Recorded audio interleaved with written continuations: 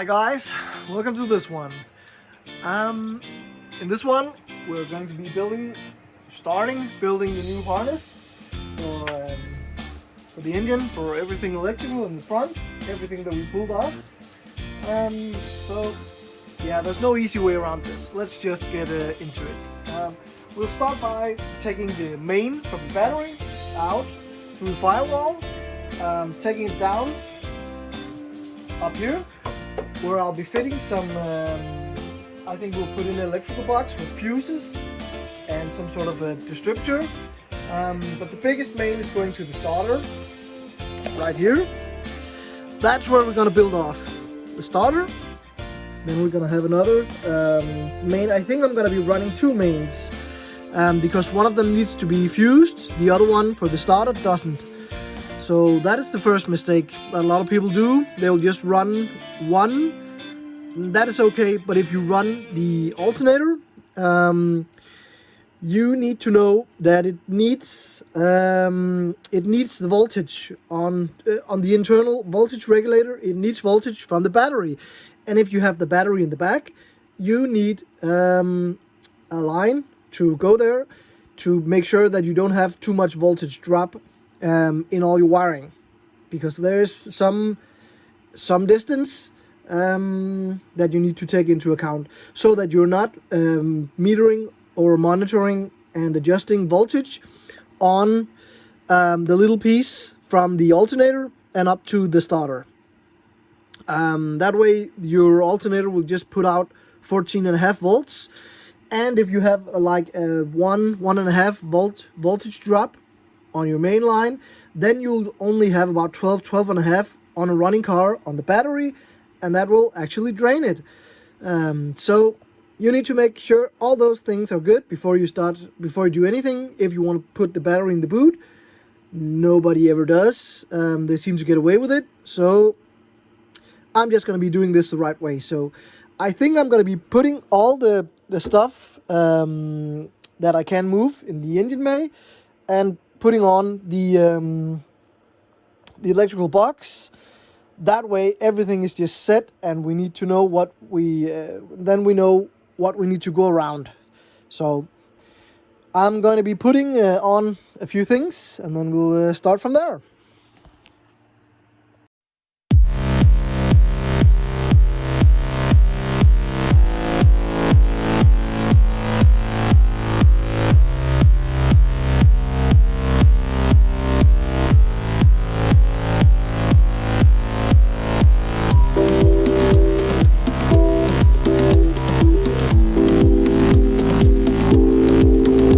Alright, more stuff found its way into the engine bay.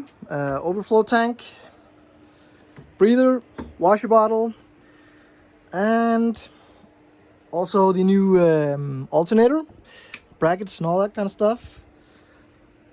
Repositioned ignition coil, and from there it's just a matter of, well, just starting off at one point. This is the positive lead from the battery. This has seen better days, so we'll just clean this up a bit.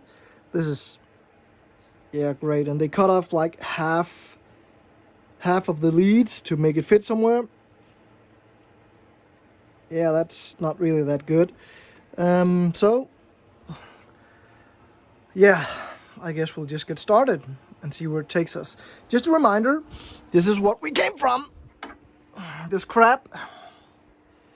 This is the old electrical harness.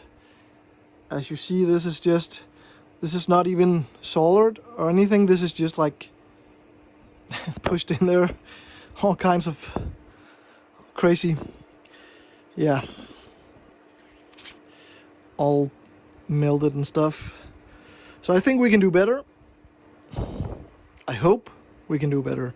So let's just start and see where it takes us.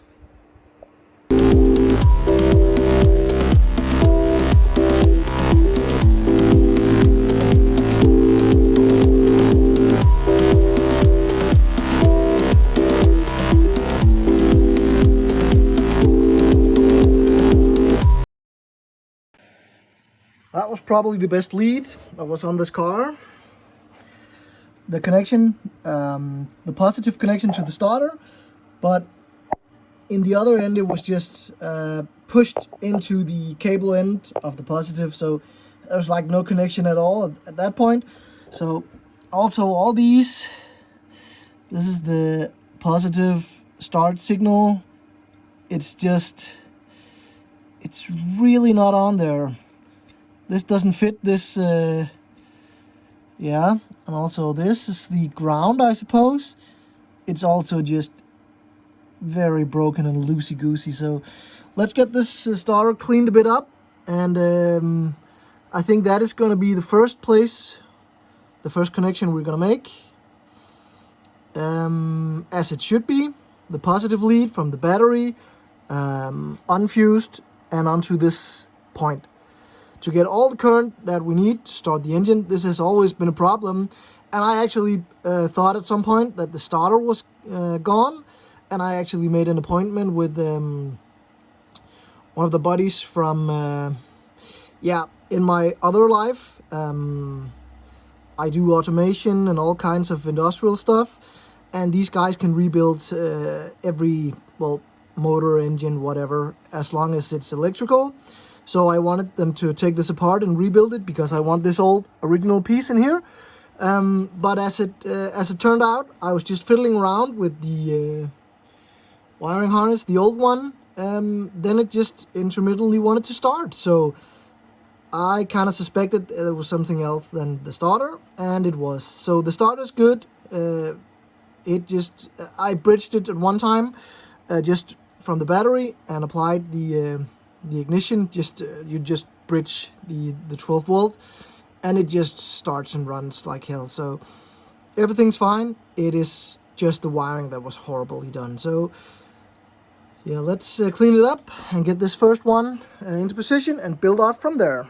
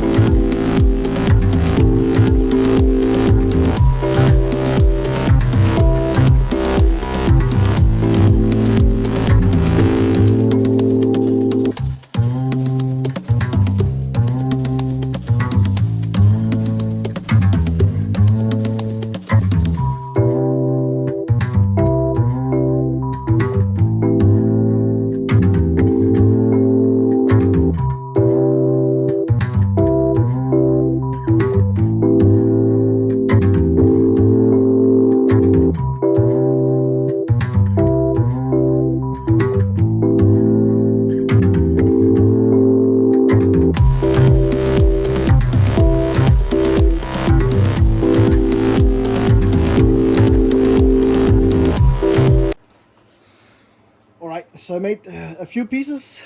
The main positive, this one. The main positive from the battery is this huge, I don't even know what gauge. But this is gonna go straight from the battery, no fuse, all the way up here and on the starter, uninterrupted. Then from behind this one, on the starter, is this little piece that is going to be attached to the alternator. The starter is going to draw, I don't know what it draws when it starts, 300, 400, 500 amps in that instant, and then drops down to a few hundred, something like that. It's a lot.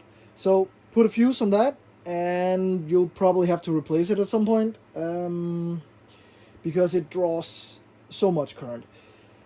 This on the other hand, will not have any voltage drop because of the large gauge. So that's smart.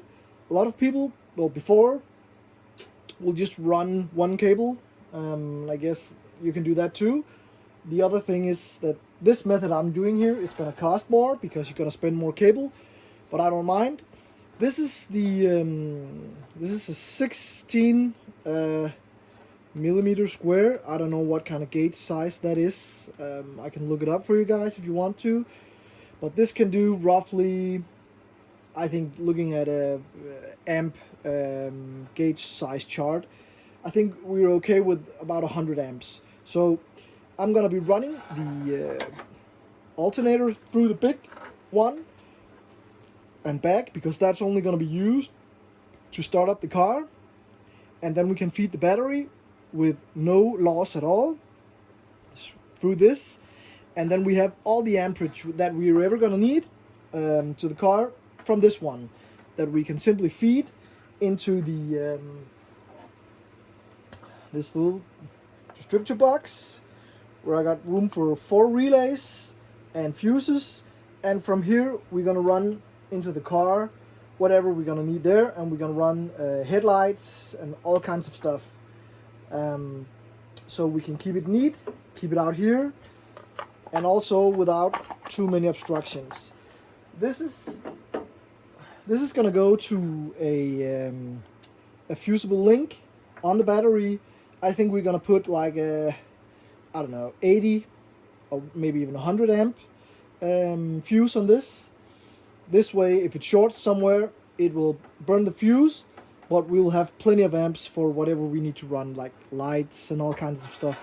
And at some point, at first here, I'm just gonna be making harness for the stock lights. We're gonna be running just halogen original bulbs. So that's gonna draw some current. I'm not really sure how much, but at some point I want to get the Holly makes some, I think they're called Retro Bright, a brand they bought and now distribute.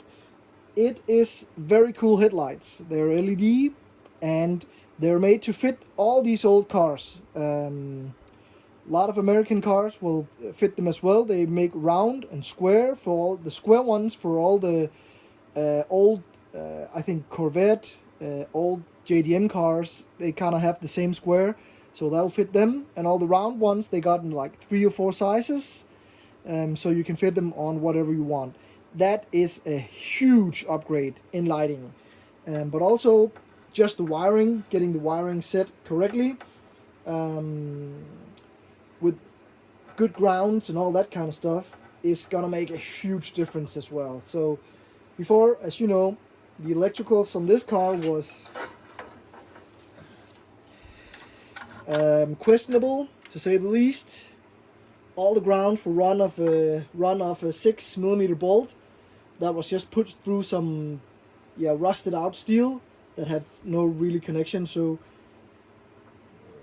I think that any upgrade will be good, but what I'm doing here is the perfect scenario. So this is going to cost some time, it's going to cost some effort and some cable and parts, but I don't mind, because this is something I don't want to go over ever again. As to having gone over it like 3 times in the past, the old electrical system and wiring on this car is just a hot mess. So all that stuff been torn out, and we're just building a new one.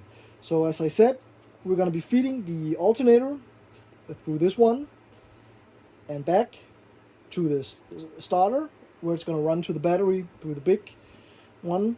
I'm just using these connectors that I crimp on at first, then I fill them up with the solder, and I can actually feel that the strands or the leads inside gets really, really, filled in the core with this. Some people say I shouldn't do this. Some people say that this is a really good thing to do. So in my experience, I've never had any of these go bad. Never. On whatever drift car, race car, street car.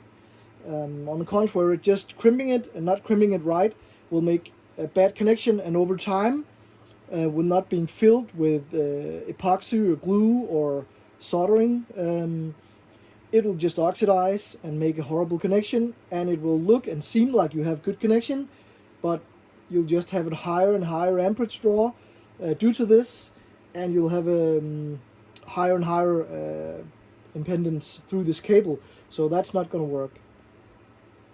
So this being done, crimped, soldered, I'm putting, probably from this side, this is some DR25 copy stuff, but this has glue inside. So when you just heat shrink this on and it glues, it just seals the cable so you don't get water and anything inside. Also, from having soldered this, this is now a closed connector, or whatever you want to call it. So this link is completely closed, no water will ever get in this. And also on this end, when we do this, it's going to be closed.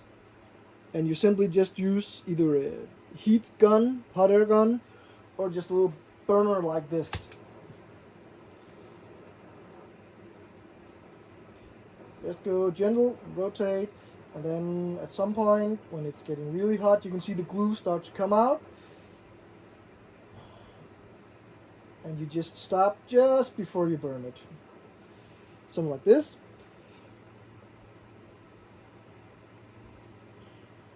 Glue's coming out. That's great.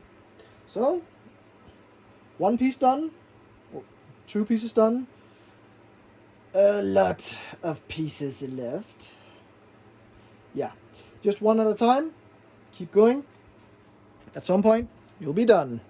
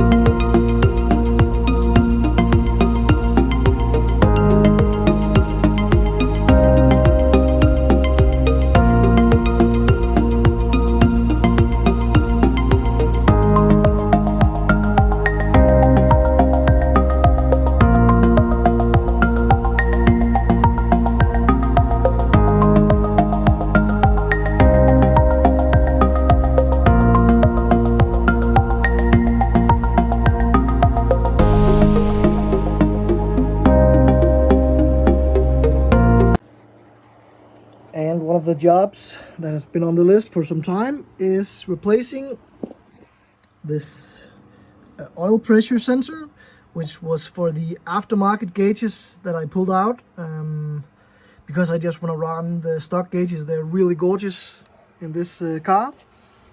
So that requires getting rid of that and putting in an original. So let's get this switched out and move on to just running all the wires.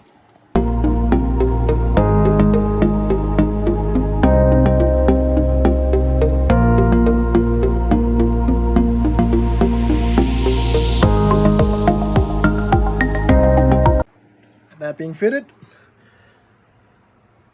done. So I need to run one wire from this all the way through the new harness, all the way back and into the car and onto the dash. It's going to be referenced off the ground signal, which everything on the car is basically. and I'm using, as I think I mentioned a few times, the same ground point in the engine bay where everything that needs grounding is going to go through.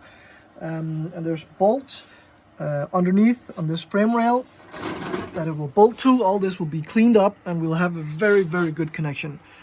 So let me just walk you through some of the stuff I'm doing right now. Originally this was placed somewhere else and this was horribly done, as you can see from the old harness. There it is. Lovely. So we're running a lot of new wires and correcting a lot of the faults. One of the faults being that this car runs this resistor on the ignition coil, which steps down the main current that goes into the coil from somewhere like, when the car runs, it's going to be supplied with something like 13.5 volts. That's stepped down to about 9 volt-ish. Otherwise, you'll fry the ignition coil. And that's all fine and good. But when you start the car, and then you want all the current going through this main one to the starter, it will automatically do, that's basically a short. It will lower the voltage throughout the entire car and the harness, and then you need to bypass this. So also you need a wire from either your ignition or your, I think I'm gonna run one of the, yeah, I think that the starter relay actually has a wire for that. It's gonna be run directly onto the ignition coil. Then when you go and start the car, when the starter is applied, you're gonna bypass the resistor and put all the current possible into the ignition coil, and that way it's gonna start up a lot easier. As soon as you not switch off, but as soon as you disengage the starter, it will disconnect the positive lead and go through the one that you already made, which will adjust voltage accordingly.